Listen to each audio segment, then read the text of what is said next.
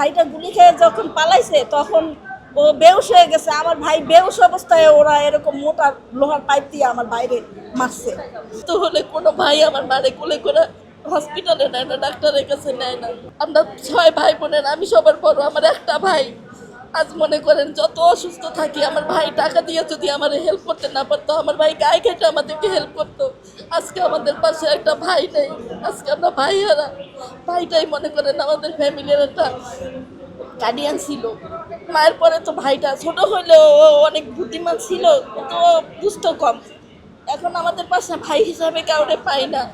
ডাক দিলে আর কোনো ভাই আমাদের পাশে আসে না, কোনো ভাই আমাদের পাশে দাঁড়ায় না। আমার মা অসুস্থ হলে কোনো ভাই আমার মারে কোলে করে হসপিটালে নেয় না, ডাক্তারের কাছে নেয় না। করোনা বা যে কোনো ভাইরাসের এগেইনস্টে ফাইট মানি ব্যাকট্রলের লেফট রাইট। তো আমরা বিচার চাই, যেটা সঠিক বিচার হোক, এটা সঠিক বিচার যেন সবাই পায়, আমার ভাইটাও যেন পায়। দোয়া করবেন সব শহীদদের জন্য, আপনাদের জন্য আমরা দোয়া করি। আপনারা আমাদের হয়ে কাজ করেন, সবার জন্য দোয়া করি আমার ভাইয়ের বিচারটা এবং সব শহীদের বিচারটা আপনারা পাওয়ায়। জি, আমার ভাই 5ই আগস্টে মারা গেছে। 5ই আগস্ট দুপুর 2:30 বাজে যাত্রাবাড়ি থানার সামনে গুলি লাগছে। আপনার ছাত্ররা করে রেস্কিউ করে বেলা 5টা বাজে মুগদা মেডিকেলে নিয়েছে, ওখানে 7টা বাজে আমার ভাই মারা গেছে। তারপরে এখান থেকে ওর ডেড বডি ঢাকা মেডিকেলে পাঠাইছে। আমরা 6 তারিখে ও ভাইরে না পাইয়া, ভাই নিখোঁজ ছিল, ভাইরে না পাইয়া ভাইরে খুঁজতে খুঁজতে আমরা ঢাকা মেডিকেলে গেছি। ঢাকা মেডিকেলের মর্গ থেকে আমরা ভাইয়ের লাশ নিয়ে আসছি। আমার ভাইয়ের নাম ছিল মোহাম্মদ পারভেজ মিয়া। বয়স আমার ভাইয়ের 30 বছর ছিল। ও গার্মেন্টস শ্রমিক ছিল। গার্মেন্টস ছুটি হলে মনে করেন যেদিনকে ওর অফ ডে থাকতো ওদিনকে ও আন্দোলনে যোগ দিত। আমি 4 তারিখে ভাইকে বলেছি যে ভাই আন্দোলনে যাইস না।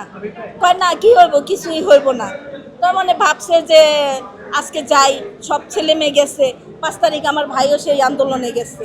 তাই আমার ভাই যাত্রাবাড়ি একদম থানার সামনেই রোডের অপর সাইডে ও গুলি খাইছে। গুলি খাওয়ার পরে ও পালাইছিল। পালানোর পরেও মনে করেন যে আমার ভাইটা গুলি খেয়ে যখন পালাইছে তখন ও বেহুশ হয়ে গেছে। আমার ভাই বেহুশ অবস্থায় ওরা এরকম মোটা লোহার পাইপ দিয়ে আমার বাইরে মারছে। তারপরে একটা লাস্ট গুলিটা, এখানে যে গুলিটা করছে ওই গুলিটা ডাইরেক্ট আমার ভাইয়ের সিনার ভিতরে, এখানে টেকা দিয়ে গুলিটা কাছ থেকে সামনে থেকে গুলিটা করছে। এত পিটাইছে। আমার ভাই কি পিটানের কারণে মারা গেল নাকি শরীরে বললো যে ব্লাড ছিল না? 2টা গুলি খেলে, হাতে 2টা গুলি খেলে তো মারা যাওয়ার কথা না ভাই। ভাই মানুষ মাথায় গুলি খেয়ে বাঁচে, তাই না? আমার ভাইটা কেন হাতে 2টা গুলি খেয়ে মারা গেল? আমার ভাইটা এমন নির্মমভাবে ওরা মারছে। ওই ভিডিও ফুটেজটা আমাদের কাছে আছে। যখন আমরা পোস্ট দিছি আমার ভাইরে পাই না, তখন যাত্রাবাড়ি থানা থেকে ওই ভিডিও ফুটেজটা আমাদেরকে দিছে। আমরা পরে এলইডি টিভিতে দেখছি না আমার ভাইটা গুলি খেয়ে যখন পালাইতে চাইছে, পালায় যাইতে পারে নাই, ও অজ্ঞান হয়ে পড়ে রয়েছে। ওর এখানে গুলিটা লাগার পরে এই হাড়টা ভাঙ্গা, চামড়া ছিঁড়া হাড় বাইরে হয়ে গেছে। লাস্টে যে গুলিটা করছে ওই গুলিটা মনে করেন আপনার পুলিশেই করছে। পুলিশ গিয়ে ডাইরেক্ট একেবারে এইখানে ওর নলটা ঠেকায় দিয়ে গুলিটা করছে। গুলিটা করার পরে আমার ভাইয়ের আর কোনো রেসপন্স নাই। তারপরে মনে করেন যে আপনার লোহার মোটা পাইপ দিয়ে পিটাইছে। এরপরে তো আর বলতে পারি না। তারপরে ছাত্ররা ভাইকে পায়ে ওরা রেস্কিউ করে নিল আপনার হসপিটালে। আমরা তো